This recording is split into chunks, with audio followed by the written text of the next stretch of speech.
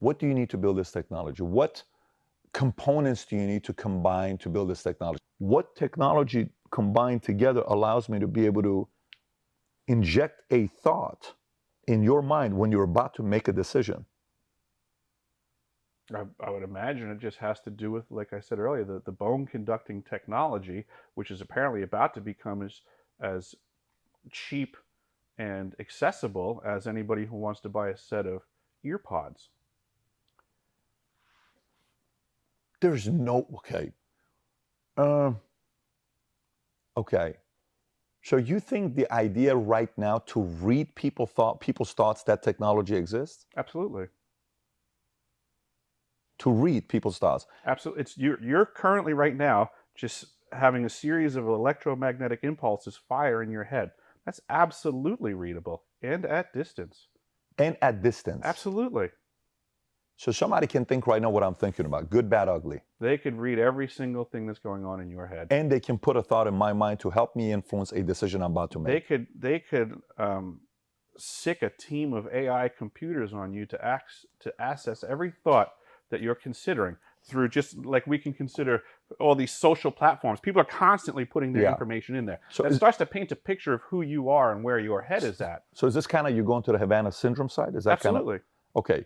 So the Havana Syndrome was what, when, you know, military government personnel that are close to, they kept having these headaches. They felt like somebody was doing something to them. A whole litany of things. Yeah. One of the things that they glaze over, the Department of Defense put out information to their personnel because this is their responsibility to them. They discuss on the list of Havana Syndrome symptoms that these people are reporting weird noises. Well, that's a really cool way of saying cricket voices. They're not being as direct and transparent as they should be.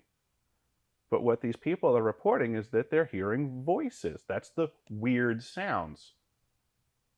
It's very legit. It's very real. The technology's there.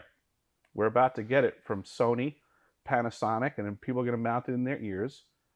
But this is the technology. It's real. The technology is going to become mainstream where you can impose your thoughts on me without even talking to each other. You can. They're not going to tell you that part, but they're going to give you voice-to-skull technology under the veil of something else.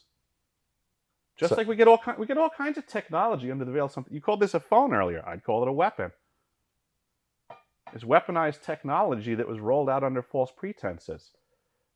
One of the things that the phones can do now is pay attention to your biorhythms, your breath rate, your pulse rate, under the false pretenses of it being something benign and good for you.